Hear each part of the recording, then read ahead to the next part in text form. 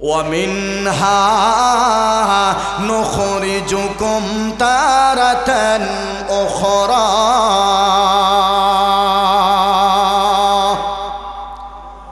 আমার আল্লাহ এবার বললেন, এ বান্দা, মাটি দিয়া তোরে বানাইয়া দুনিয়া দিলাম, আবার মাটিতে ফিরাইয়া আনলাম। এরে বান্দা, আবার আমি আল্লাহ ওই মাটি থেকে কিয়ামতের মাঠে তোরে তুলব। জোরে বলেন ঠিক কিনা? আমার আয়াতের 3টা স্টেপ। 1 নাম্বার শেষ, 2 নাম্বার শেষ, এখন 3 নাম্বার স্টেপে আসি। স্মরণ আছে তো ইনশাল্লাহ? কত জোরে হলেন আপনারা? আমার আলোচনা বুঝতেছেন তো? হ্যাঁ, আমি আওলা জাওলা আলোচনা না, এবার বিষয়ের উপর আছে, আয়াতও আছে। 3 নাম্বার স্টেপে আল্লাহ বললেন, ওয়ামিনহা নুখরিজুকুম তারাতান উখরা। এ বান্দা, আমি আল্লাহ ওই কবর থেকে তোরে আমি হাসর মাঠে তুলব। জোরে বলেন ঠিক কিনা? কবর থেকে উঠবেন তো? কত জোরে বলেন? এই কবর থেকে আপনাকে উঠতে হবে, কিন্তু ভাই কবরে যে আমি যাব। قال النبي صلى الله عليه وسلم القبر روضة من رياض الجنة أو حفرة من حفر النار। আল্লাহর পয়গম্বর বলেন, ওরে উম্মত, তুমি যখন মারা যাইবা, কবরে যাইবা, ওই কবর হতে পারে তোমার জন্য জান্নাতের বাগান হতে পারে। কত জোরে বলেন ঠিক কিনা? ওরে উম্মত শোনো, আর না হয় ওই কবরটা তোমার জন্য জাহান্নামের গাড়াও হতে পারে। জোরে বলেন ঠিক কিনা? এই যে কবরে আমি যাব, ওই কবরটা আমার জন্য জান্নাতের বাগান হতে পারে, আমার জন্য জাহান্নামের আবার গাড়াও হতে পারে। কত জোরে বলেন ঠিক কিনা? আমি চাইনি ভাই আমার জন্য আমার কবরটা জাহান্নামের গাড়া হোক, আমি কি চাই? কত জোরে বলেন? আমি চাই না যে আমার জন্য আমার কবরটা জাহান্নামের গাড়া হোক, আমার জন্য আমার কবরটা দুজকের গাড়া হোক, আমার জন্য আমার কবরটা শাস্তির একটা জায়গা হোক। আমি চাই আমি মরতে দেরি হবে, আমার কবরের জন্য মহান আল্লাহ জান্নাতের বিছানা বিছাইতে দেরি করে না। সুবহানাল্লাহ।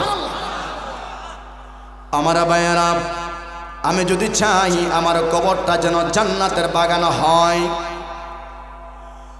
আল্লাহ রাব্বুল আলামিন আমার কবরটা যেন জান্নাতের বাগান বানায়, তাহলে আল্লাহর নবী বলেন, এ উম্মত, মাত্র একটা আমল করবা। জোরে বলেন কয়টা? আর একটু আস্তে বলেন কয়টা? ওরে উম্মত শোনো, আল্লাহর পয়গম্বর এত সুন্দর সুসংবাদ আমাদেরকে দিলেন, এত দারুণ সুসংবাদ দিলেন। আল্লাহর পয়গম্বর বললেন, ওরে উম্মত শোনো, যে বান্দা মান আহাব্বা সুন্নতি ফাকাদ আহাব্বানি ওয়া মান আহাব্বানি কানা মাগি ফিল জান্নাহ। জুড়ে বলেন সুবহানাল্লাহ। আল্লাহর পয়গম্বর বলেন, এই দুনিয়াতে যে বান্দা, যেই যুবক ভাই আমি আল্লাহর নবীর সুন্নতকে ভালোবাসবে, আল্লাহর নবী বলেন আমি নবীকে সে ভালোবাসলো। আল্লাহর পয়গম্বর এবার বললেন, ওরে উম্মত শোনো, যে আমি নবীকে মহব্বত করলো, আমি নবীর সঙ্গে ওই বান্দা জান্নাতের ভিতরে ঢুকবে। সুবহানাল্লাহ। নবীর সঙ্গে জান্নাতে যাই জানি আপনারা? কথা জুড়ে কন্যাতে ওই মেসির সাথে নাই তো, রোনালদোর সাথেও নাই, নাচ গান যারা গায় এরার সাথেও নাই, গাঞ্জাকুর মদকুর জোয়াকুর বদমাই সিটার ইয়াবাকুর এদের সাথে নাই। আমাদের শ্রেষ্ঠ নবী নবী মুহাম্মদুর রাসূলুল্লাহর সাথে জান্নাতে আপনারা রাজি আছেন তো? ইনশাল্লাহ যাইতানি? ইনশাল্লাহ আপনারা যাইতানি? কিদা ভাই আপনারা যাইতানি? হ্যাঁ, তা 8 খান তোলা দিন এখানে সবাই রাজি আছেন তো? ইনশাল্লাহ হাত খান নামান। তাহলে নবীজির ছোট্ট একটা আমল করতে পারবেন তো? ইনশাল্লাহ। কত জোরে হয়? ছোট্ট একটা আমল আপনারা করতে পারবানি? قال النبي صلى الله عليه وسلم মান আহাব্বা সুন্নতি ফাকাদ আহাব্বানি ওয়া মান আহাব্বানি কানা মাগি ফিল জান্নাহ। জোরে বলেন আল্লাহু আকবার। নবীজি বলেন যে আমার একটা সুন্নতকে মহব্বত করলো সে আমি নবীজিকে মহব্বত করলো, আর যে আমি নবীকে মহব্বত করলো সে আমি নবীর সঙ্গে জান্নাতে গেল। সুবহানাল্লাহ। নবীর সুন্নতকে ভালোবাসতে হবে।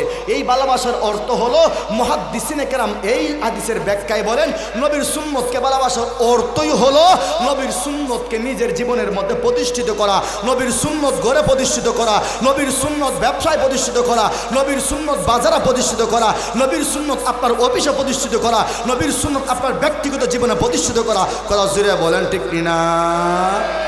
আমরা নবীর সুন্নত আজকে থেকে ঘরের মধ্যে আমরা প্রতিষ্ঠিত করবো ইনশাল্লাহ। আমি সুজা কয়েকটা সুন্নতের কথা বইলা যাই। যেমন ধরেন আপনি ভাত খাইবা, ভাত খাইনি আপনার না বিরিয়ানি খাইন? যে হুজুর আমরা ভাত খাই না বিরিয়ানি খাই, ভাত ওই খাই না বিরিয়ানি খাইন। ভাত খাওয়ার সময় বা বিরিয়ানি খাওয়ার সময় দোয়া করুন না, দোয়া করা লাগে না। যে হুজুর দোয়া করলে তাড়াতাড়ি ফেট পড়ি যায়, লাগে দোয়া করি না, তাতে বেশি খাইতে কথা শুরু হই না। বিয়ার অনুষ্ঠানে আমরা মানুষের খাওয়া দেখলে আমরা তো মাঝে মাঝে যাই। সুবহানাল্লাহ, হে যে গরুর গোশত এমন মারা মারতাছে সভাপতি সাহেব, সাবায় না ই সাবাতে কি সাবাত দে ওই ডাইরেক্ট খেঁচাই দেয় গাইলো। এখানে সাবাইলো তো সময় নষ্ট হইব। 1000 টাকা বিয়ার দিছি, 100 টুকরা না খাইলে তো লস। কথা জোরে হয় না? এরকম আছে নি কিছু খাওকা? বাবার এমন সাবানি দেওয়া দে গরুর গোশতের বিয়াত গেলে হয় এমনি চাইস 200 টাকা দিমুনে দেয়নি। মহত আমি বেশি আরে টাকা দেয় না, বেশি আরে খালি আনলেও দেয়। আর হে ইগেল থেকে ইগেলে দেয় বরাবর গাতার ছাড়ি দেয়, আর নেওয়ার সুযোগ নাই। আসেনি রকম ভাই ইজাত খানে খাই না, ফেট নষ্ট হয়েছে। ফেট নষ্ট হয় না, কথা জোরে হয় না? তাই এজন্যে খাওয়ার সময় নবীজির সুন্নত পড়বেন, দোয়া পড়বেন, দস্তরখানা বিছাইবেন, দোয়া পড়বেন, দোয়া পড়ার পরে এরপরে খানা শুরু করবেন। কত জোরে বলেন ঠিক কিনা? খানা যেই প্লেটের মধ্যে আছে মাঝখানে হাত দিবেন না, যে সবার আগে মাঝখানে হাত দিয়ে দেয় যে আমি সবার আগে না নিলে পরে কম বাড়িনি কম পাই, তাড়াতাড়ি মাঝখানে হাত দেয় না। খানা এক সাইড থেকে নেবেন, এক সাইড থেকে নেবেন, এক সাইড থেকে নেবেন, কারণ খানার বরকত হইল প্লেটের মাঝখানে। কত জোরে হয় না? বরকত বুঝুন, বরকত কেমনে বুঝতাম? যে পরিমাণ খানি আমরা দিতে বরকতের গুণ লাগালেই না, বরকত কত দূর থাকে যে যেভাবে আমরা খানা দে এই বরকতের তালাশ হলো তো সমস্যা। বরকত পরে আগে খাই, এরপরে বরকত। কথা জোরে অন ঠিক হবে? ঠিক বলতেছিলাম নবীজির ছোট ছোট সুন্নতগুলা পড়বেন। এই যে মসজিদ আছে, মসজিদে ঢুকার সময় একটা দোয়া আসেনি? দেখুন যেন বাংলাতে লেখা আছে, আসেনি? দোয়াটার নাম কিটা? আল্লাহুম্মা ইফতাহলি আবওয়াবা। কত যখন আল্লাহুম্মা ইফতাহলি আবওয়াবা, এটার দোয়ার অর্থ কিটা জানেননি? আল্লাহ আল্লাহুম্মা ইফতাহলি আবওয়াবা রাহমাতিক। আল্লাহ আমার জন্য আপনার রহমতের যত দরজা সব খুলে দিলাম। সুবহানাল্লাহ বাড়ি দিয়ে হয়ে যায়। এখানেও সুবহানাল্লাহ হইলে লস আছে তো, আমি তো শুরুতে হইলাম। এখানেও সুবহানাল্লাহ হইলে ক্ষতি। আর নাচ গানে গিয়ে দেখা হাল মাইরা এবারে আসমানে ফুটি যায়। সামনে নির্বাচন আইতেছে, দেখবা না বাবা রে বাবা লেমটি মেরে স্লোগান মারবো। লেমটি দিলেই বউ লঙ্গি যদি খুলি যায় মানুষ সব চাইব, কিন্তু এখানে আইয়া জুড়ে হইতে রাজি না।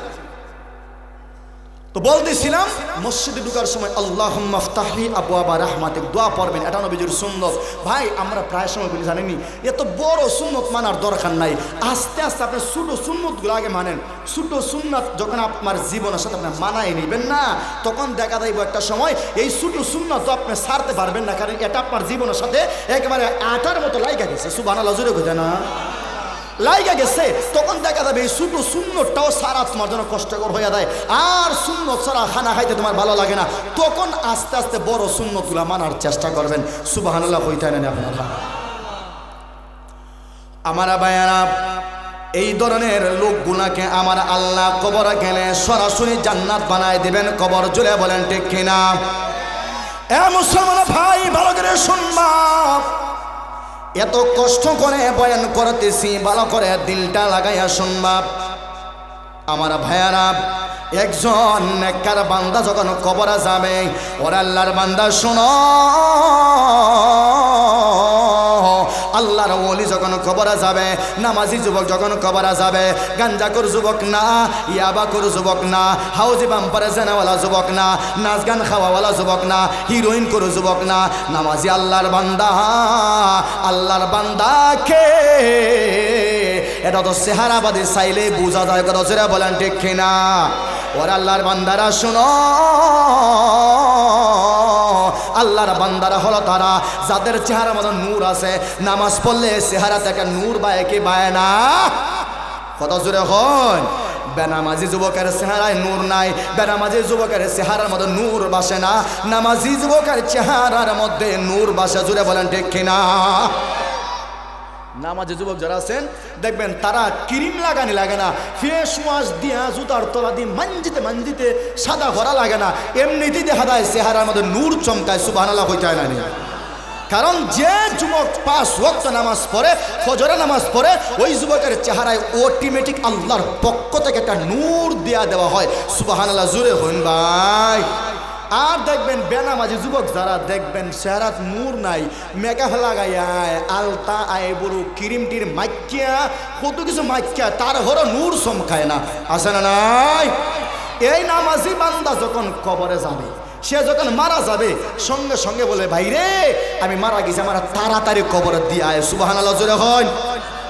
সে নিজে ডেকে ডেকে বলবে তার সন্তানকে, তার আত্মীয় স্বজনকে, আমাকে তাড়াতাড়ি কবরে দে, আমাকে তাড়াতাড়ি কবরে দে, কারণ কবর হলো আমার শান্তির জায়গা।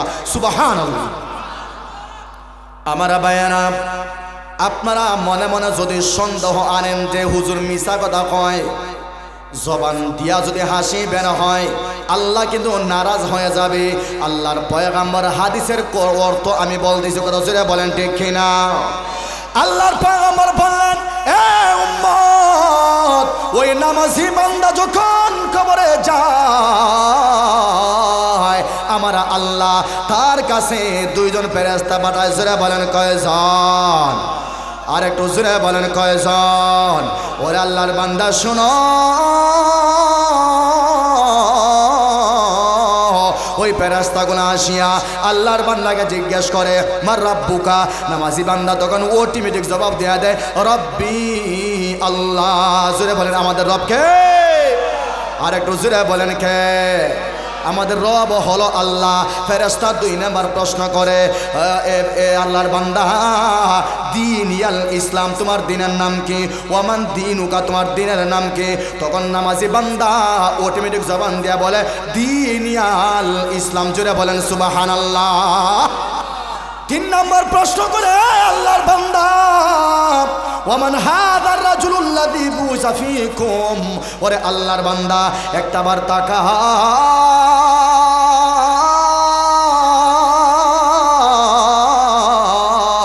ওই লোকটাকে, যেই লোকটাকে তোদের কাছে প্রেরণ করেছিল।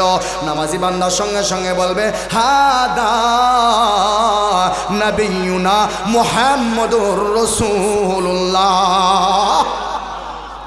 আল্লাহ রাব্বুল আলামিন যখন তিনটা উত্তর শুনবেন, আমার আল্লাহ আসমান থেকে ঘোষণা দেবেন, আন সাদাকা আবদি ওয়া ফীহি ফায়ুনাদি মুনাদিম মিনাস সামাই আন সাদাকা আবদি। ওরে আল্লাহর বান্দারা শুনো, ফেরেশতা বলবে, আল্লাহ বলবে, ও ফেরেশতা, আমার বান্দা সত্য বলেছে, আমার বান্দা সত্য বলেছে। ফাউফরিশুহু মিনাল জান্নাহ ওয়া আলবিসুহু মিনাল জান্নাহ ওয়াফতাহু লাহু বাবান ইলাল জান্নাহ। ওরে ফেরেশতা শুনো, আমার বান্দাকে জান্নাতের পোশাক পরাইয়া দাও, আমার বান্দার নিচে জান্নাতের বিছানা বিছাও, আমার বান্দার কবরের সঙ্গে জান্নাতের কানেকশনটা তোমরা লাগাইয়া দাও। আল্লাহর অর্ডারে ওই নামাজি যুবকের, ওই নামাজি বান্দার কবরের সঙ্গে জান্নাতের কানেকশন দেওয়া হবে, তারে জান্নাতের পোশাক পরাইয়া দেওয়া হবে, তার নিচে জান্নাতের বিছানাও বিছাইয়া দেওয়া হবে। সুবহানাল্লাহ। কবরের ভাই, আমার সঙ্গী নাই, আমার সাথীও নাই, আমার বাবা নাই, আমার বন্ধু কবরে যাবে না, আমার বাবাও কবরে যাবে না, আমার মা কবরে যাবে না, একা একা অন্ধকার কবরে আপনাকে যাইতে হবে। রাসূল বলেন ঠিক কিনা? এই কবর, ওই কবরে একা কোনো বাতি নাই, ওই কবরে কোনো আলো নাই, ওই কবরে কোনো সঙ্গী নাই। একমাত্র আছেন কে? একমাত্র আছেন আমার আল্লাহ। আল্লাহ যদি কবর থেকে না বাঁচায়, দুনিয়ার এমন কোনো মানুষ নাই আপনাকে আমাকে কবর থেকে বাঁচাইতে পারে। জোরে বলেন ঠিক কিনা? কবর এমন একটা জায়গা, কাউকে ছাড়বে না, এটা বিশ্বাস রাখেন। দুনিয়াতে আপনি যতদিন থাকেন না কেন, আপনি মনে মনে ধারণা করতে পারেন যে হুজুর আমার বয়স তো 80 বছরে যাব ইনশাআল্লাহ। নাউজুবিল্লাহ কই যায় না? 80 বছর আপনি যাবেন, 80 বছর পর্যন্ত আপনি বাঁচবেন, এর গ্যারান্টি আপনার কাছে আছে? কথা বলবেন আছে? এই গ্যারান্টি যদি আপনার কাছে না থাকে, মৃত্যুর কোনো সময় নাই, হঠাৎ করে মরণ চলে আসতে পারে। কথা বলেন ঠিক না বেঠিক? হঠাৎ করে আমার মরণ চলে আসতে পারে। কাজে মরণ যেহেতু আমি জানি না, কাজে আমি কেন হাউজি বাম্পারে চক্কর দেব? আমি কোনো রাত্রে 3টা পর্যন্ত ওই রাস্তায় রাস্তায় বন্ধু বান্ধব নিয়ে ঘোরাফেরা করবো? আমি কোনো রাত্রে 12টা পর্যন্ত নাচ গানে থাকবো? আমি কোনো রাত্রে একা একা অশ্লীল বেগানা নারীদের ছবি করে আমি আমার চোখের সামনে আনবো? কথা জোরে বলেন ঠিক কিনা? কারণ মরণ আমার জানা নাই।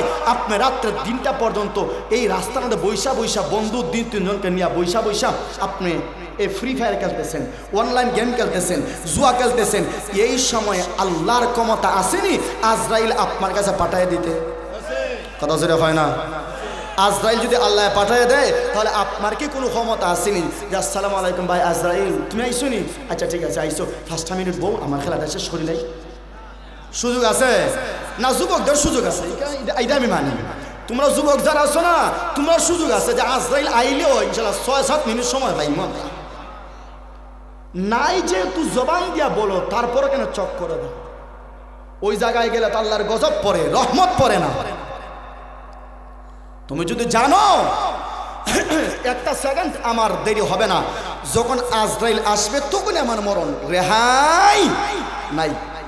আল্লাহর নবীর সাহাবী বেলাল হাবশী রাদিয়াল্লাহু তাআলা আনহুর মতো হওয়ার দরকার আছে না নাই? ও যুবক, নবীজির সাহাবী বেলাল নবীজিকে দিল থেকে মহব্বত করতেন, নবীজির সুন্নাহগুলোকে নিজের জীবনের চাইতে বেশি মহব্বত করতেন। কথা জোরে বলেন ঠিক কিনা? আমরা নবীজির সাহাবী বেলাল হাবশীর মতো হইতে রাজি আছি তো ইনশাআল্লাহ? নিজের জীবনের চাইতে বেশি মহব্বত নবীজিকে করব, রাজি আছেন তো ইনশাআল্লাহ? কথা জোরে রাজি আছেন তো ইনশাআল্লাহ? 1 নাম্বার হলো নামাজ পড়তাম নাই, 2 নাম্বার হলো নবীজির জবান দিয়ে ভালোবাসি, নবীজির সুন্নতগুলো মানতাম না। রাজি আছেন ইনশাআল্লাহ? বলছেন ওয়াজ গেছে কিন্তু গান গেছি সব না ভাই, নবীজির কথা মানবো, আল্লাহর কথা মানবো, সব মানবো, মানতে রাজি আছেন ইনশাআল্লাহ? সর্বশেষ মিনিট আমার ভাইরা বালা করে শোনেন, আমার ভাই চলে আসছেন, ওই নবীজির সাহাবী বেলাল, উনার মরণের সময় আজরাইল ওনার সামনে হাজির হয়ে গেছে। সুবহানাল্লাহ, জোরে বলেন সুবহানাল্লাহ। আমার ভাইয়েরা, আল্লাহর ফেরেশতা মালাকুল মউত আজরাইল যখন বেলালের সামনে হাজির হয়ে গেল, আল্লাহ রাব্বুল আলামিন অর্ডার দিয়ে দিলেন, এর আজরাইল বেলালের জান্নাহ কবজ করে। ভালো করে শোনেন, ওই ফেরেশতা আসিয়া এবার বেলালকে বলে, বেলাল রেডি হয়ে যাও। বেলাল বলে, ওরে ভাই আমাকে সামান্য তুমি সময় দাও। ওরে মানুষেরা বলো, আজরাইলে বেলালের কথা শুনছিল নি? কথা জোরে হয় না? আজরাইলে বেলালের কথা শুনছিল। এবার বেলালকে আজরাইল বলল, আরে বেলাল, আল্লাহ আমাকে অনুমতি দিয়েছেন তোমার কথা শোনার জন্য। জোরে বলেন সুবহানাল্লাহ। এ বেলাল বলো না কি তুমি বলতে চাও? এবার বেলাল শেষমেশ বলে, এ আজরাইল আমি এবার নামাজে দাঁড়াইব। প্রথম রাকাতে সেজদা দিলে আমার জান নিও না, দ্বিতীয় রাকাতে সেজদা দিলে আমার জান নিবে না, তৃতীয় রাকাতে সেজদায় গেলে আমার জান নিবে না, 4 নাম্বার রাকাতে আমি যখন আল্লাহর কুদরতি কদমে আমি সেজদায় যাব, ওই সময় তুমি আজরাইল আমার জানটা তুমি কবজ করিও। কাজেই ভাই বেলালের কথা আজরাইল শুনেছে, অপশন দিয়েছেন আমার আল্লাহ। কেন দিলেন? বেলাল নিজের জীবনের চাইতে আল্লাহর পয়গম্বরকে বেশি মহব্বত করেছে। শুধু জবান দেয়া মহব্বত না, বরং নিজের জীবনের মধ্যে সব কিছু ফিটিং করেছে। জোরে বলেন ঠিক কিনা? আমরাও যদি নবীজির সুন্নতগুলা, নবীজির সব কিছু আমাদের জীবনে ফিটিং করতে পারি, ইনশাআল্লাহ আমাদের মরণ তো ইমানি হালাতে হতে পারে কি পারে না? যতটুকু আলোচনা করলাম আল্লাহ রাব্বুল আলামিন যেন আমাদের সকলকে ওই আলোচনার পর আমল করার তৌফিক দান করেন। আমরা জোরে জবান করে পড়ি আমিন।